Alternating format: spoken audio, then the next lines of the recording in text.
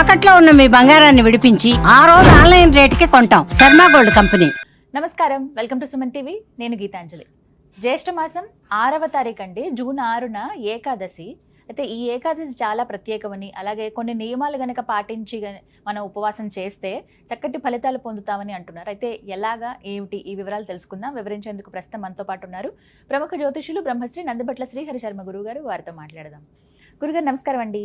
వాగర్థావివ సంపృక్తౌ వాగర్థ ప్రతిపత్తయే జగతః పితరౌ వందే పార్వతీ పరమేశ్వరౌ. ఆదిత్యాయ చ సోమాయ మంగళాయ బుధాయ చ గురుశుక్రశనిభ్యశ్చ రాహవే కేతవే నమః. శృంగేరి జగద్గురు పీఠాధిపతులకి, కంచి పీఠాధిపతులకి నమస్కారములు తెలియజేసుకుంటూ కార్యక్రమాన్ని ప్రారంభించారు. గురుగారు, జూన్ 6వ తారీఖు ఏకాదశి.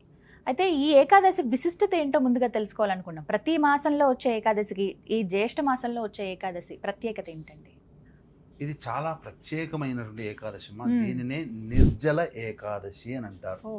అంటే కనీసము ఉపవాసం ఉండాలని అంటుంటారు కదా అన్ని ఏకాదశులకి. కానీ నీరు తాగొచ్చు, లేదా పాలు పండ్లు ఇటువంటి సాధారణంగా శరీరాన్ని నిలుపుకోవడం కోసం తీసుకోవచ్చు. కానీ ఈ జ్యేష్ఠ మాసములో, అందున గ్రీష్మ ఋతువు, ఎండ బాగా వేడిగా ఉండేటువంటి ఈ సమయంలో ఈ జ్యేష్ఠ మాసంలో వచ్చే ఏకాదశి నిర్జల ఏకాదశి. అంటే కనీసము మంచినీరు కూడా శరీరంలోకి తీసుకోకూడదు. మామూలుగా ఏకాదశి అంటే ఉపవాసిస్తారు, కానీ ఇప్పుడు మంచినీళ్ళు కూడా మంచినీరు కూడా కనీసము లాలాజలాన్ని కూడా మనం మింగకూడదు. అంతటి కఠినముగా చేయగలిగితే అద్భుతమైన ఫలితం ఏంటంటేనమ్మా, ప్రతి నెల 2 ఏకాదశులు వస్తాయి కదా, మొత్తం 24 కదా. ఈ ఒక్క ఏకాదశిని గనక చేసిన వ్యక్తికి మిగిలిన 23 ఏకాదశులు చేసిన పుణ్య ఫలితం ఈ ఒక్కసారికే వస్తుంది. అంత కఠినంగా చేయాలి నియమంగా. ఎందుకంటే దీనికి మనకు భారతంలో కూడా ఒక గాథ ఉంది. పాండవులందరూ కూడా, కృష్ణుడు, వ్యాస భగవానుల వారు వీళ్ళందరూ వచ్చిన తర్వాత రాజ్యభ్రష్టులైన వాళ్ళకి ఏమీ ఎక్కువగా ఏం పని ఉండదు కదమ్మా. ఆ రోజుకి ఆ రోజు, ఏ రోజుకి ఆ రోజు గడుచుకోవడమే ఇది. కాబట్టి ఈ ఇచ్ఛాగోష్ఠి, ధర్మశాస్త్ర విషయాలు ఇవన్నీ కూడా ఎవరైనా పెద్దవాళ్ళు వచ్చినప్పుడు పాండవులు తెలుసుకునేవాడు. ధర్మరాజు కృష్ణుని అడిగాడు, స్వామి, ధర్మార్థ కామ్య మోక్షాలు అనేటువంటివి భవిష్యత్తు చూస్తుంటేనే మేము అందరం ఇట్లా అడవుల్లో పాలయ్యాం, భవిష్యత్తు అంధకారంగా ఉంది, మాకేదన్నా ఇబ్బందులు వచ్చినప్పుడు అందులో మేము విజయాన్ని పొందాలంటే ఏకాదశి వ్రతం అనేటువంటిది ఉన్నదని అంటున్నారు. ఆ ఆరాధన ఎలా చెయ్యాలి అంటే, నేను చెప్పడం కంటే తాతగారు వచ్చారు కదా వ్యాస భగవానుల వారు, వారిని అడగండి, వారు అన్ని చక్కగా చెప్తారు అని అంటే, ఏకాదశి వ్రతం ఇలా ఆచరించాలని మొత్తం వివరించి చెప్పాడు. అన్నప్పుడు అందులో భీముడు ఉండి, అవునండి తాతగారు, అమ్మ, అన్నయ్య అందరూ ఆచరిస్తున్నారు, కానీ నేను ఒక్కనే ఆచరించలేకపోతున్నాను. నాకు ఏకాదశి వ్రతాన్ని ఆచరించాలని చాలా కోరికగా ఉంది, కానీ నేను ఏ రోజైనా అన్నం తినకుండా నేను ఉండలేను, నాకు బహు ఆకలి ఎక్కువ, తట్టుకోలేను, మరి నాకు మార్గం ఏంటి అని అడిగాడు. అన్నప్పుడు ఈ జ్యేష్ఠ మాసంలో వచ్చే ఏకాదశి నాడు ఆచరించు భీమా, నీకు 24 ఏకాదశిలో ఆచరించిన పుణ్య ఫలితం దక్కుతుంది అని చెప్పడం జరిగింది. అన్ని ఆ విధంగా తద్వారా ఏమైపోయింది, ఆయనకి 24 ఏకాదశిలో కూడా ఆచరించిన పుణ్య ఫలితం వచ్చింది. ఇంకొకటి కూడా చెప్పాలంటే దీనికి ఒక విశిష్టత తెలియచేస్తానమ్మా. ఆదిశంకరాచార్యుల వారు తన పర్యటనలో భాగంగా 3 సార్లు ఆసేతు హిమాచలం తిరిగారు కదా. కాశీలోకి చేరుకున్నప్పుడు భోరున వర్షం వస్తుంది. వర్షం వస్తున్నప్పుడు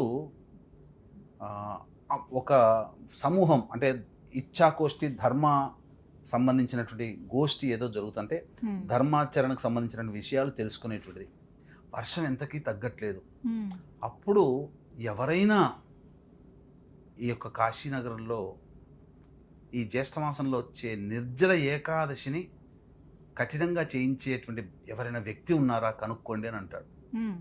అనగానే అందరూ వెతుకుతారు, ఒక బ్రాహ్మణుడు కనబడతాడు. నేను చేస్తున్నానని చెప్పగానే ఆయన ప్రవేశంతోనే వర్షం అంతా ఆగిపోయింది.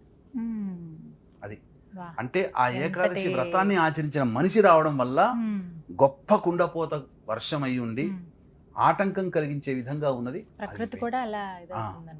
ఇది అంతటి గొప్ప మహత్యం ఈ ఏకాదశి వ్రతం. మేమైనా అలాగే చేయాలంటారా? ఎవరైనా కానీ. ఎందుకంటేనమ్మా, ముందుగా దీనికి ఒక నియమం అంటూ ఉందమ్మా. ముందు దశమి రోజు ఉంటుంది కదా, దశమి రోజున ప్రదోషకాల సమయానికి కాలకృత్యాదులన్నీ తీర్చుకొని ఆ దశమి రోజున మాత్రం ఎటువంటి ఆహారం తీసుకోకూడదు, మ్మ్. ఫలాహారమే తీసుకోవాలి, మ్మ్. ఉపహారం తీసుకోవాలి, మ్మ్. టిఫిన్ లాంటిది. మ్మ్. నేల మీద పడుకోవాలి, మ్మ్. బ్రహ్మచర్య వ్రతాన్ని ఆచరించాలి. మ్మ్. దశమి ఆ రోజున, రాత్రి రోజున, దశమి రోజున మద్యపానము, ధూమపానము, మాంసాహారము పనికిరాదు. ఏకాదశి ఈ నెల 6వ తారీఖు అయింది, మ్మ్. 6. శుక్రవారం. మ్మ్. పొద్దున్నే లేచి కాలకృత్యాదులన్నీ తీర్చుకొని తులసి చెట్టు దగ్గర ఆవునేతితో దీపారాధన చేసి తర్వాత విష్ణు సహస్రనామం కానీ విష్ణు అష్టోత్తరం కానీ పారాయణం చేయాలి. మ్మ్. చేసిన తర్వాత కఠినమైనటువంటి నియమాన్ని పాటించాలి.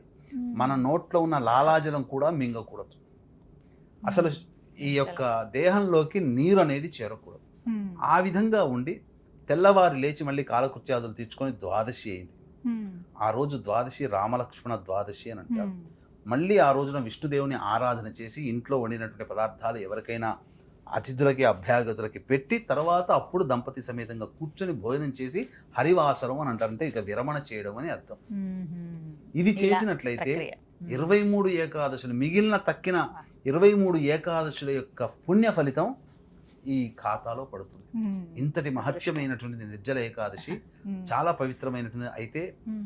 అనారోగ్యం ఉన్నటువంటి వాళ్ళు, మ్మ్. బీపీ షుగర్లు ఉన్నటువంటి వాళ్ళు ఆచరించకపోవడమే చాలా మంచిది. మంచిది. ఎందుకంటే ఆ, ఖచ్చితంగా షుగర్ ఉన్న వాళ్ళు కనీసం తినాలి, మందులు వేసుకోవాలి. శ్రీలైన. మ్మ్. 1 గంట 2 గంటలు ఆలస్యం అయితే శరీరం మునిగిపోతుంది. మ్మ్. కాబట్టి అంటే ఖచ్చితంగా సాధారణంగా ఏదన్నా ఫలాలు అవి తీసుకుని ఉండొచ్చు. ఫలాలు కూడా తీసుకోవాలి. అసలు అలా కాదు ఏకాదశి గురుగారు, ఇలా ఎవరైతే అనారోగ్యంతో ఉన్నారో అది కనీసం వాళ్ళు. ఆ విధంగానైనా అలా ఆచరించవచ్చు. తీసుకునైనా. సాధారణంగా ఏకాదశిని ఆచరించవచ్చు కానీ మ్మ్. నిర్జల ఏకాదశి సందర్భంగా చేయాలనుకున్న పెట్టుకొని వాళ్ళు. మాత్రం ఆచరించు. ఆ, అదొకటి. ఈ విధంగా నియమాన్ని కనుక పాటించినట్లయితే మ్మ్. తప్పకుండా విష్ణు అనుగ్రహం కలుగుతుంది. మ్మ్.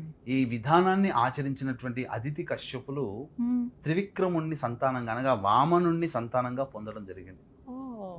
కాబట్టి అంతటి మహత్యం కలిగినటువంటి ఏకాదశి. మ్మ్. కాబట్టి వీక్షించేటువంటి ప్రేక్షకులు కూడా మ్మ్. జూన్ 11వ తారీఖు రోజున జ్యేష్ఠ పౌర్ణమి సందర్భంగా జాతకరీత్యా కలుగు విద్య, వివాహ, ఉద్యోగ, దాంపత్య, అనారోగ్య సమస్యల నివారణకి మరియు మేష, మిథున, కర్కాటక, సింహ, కన్య, వృశ్చిక, ధనస్సు, కుంభ, మీన రాశుల్లో జన్మించినటువంటి వారికి శనిదోష పరిహారార్థమే సర్వదోష నివారణ పూజల హోమాల్లో భాగంగా ఈ కార్యక్రమాలు, హోమాది కార్యక్రమాలను జరిపించి శక్తిపాతము చేయబడినటువంటి శంకరంగలి మాలని ఇవ్వడం జరుగుతుంది. దీన్ని ధరించడం ద్వారా ముఖ్యంగా వాహన ప్రమాదాలు చోటు చేసుకోవు, అలాగే నెగిటివ్ ఎనర్జీ వెళుతుంది, పాజిటివ్ ఎనర్జీ కూడా మన సొంతం అవుతుందని చెప్పవచ్చు.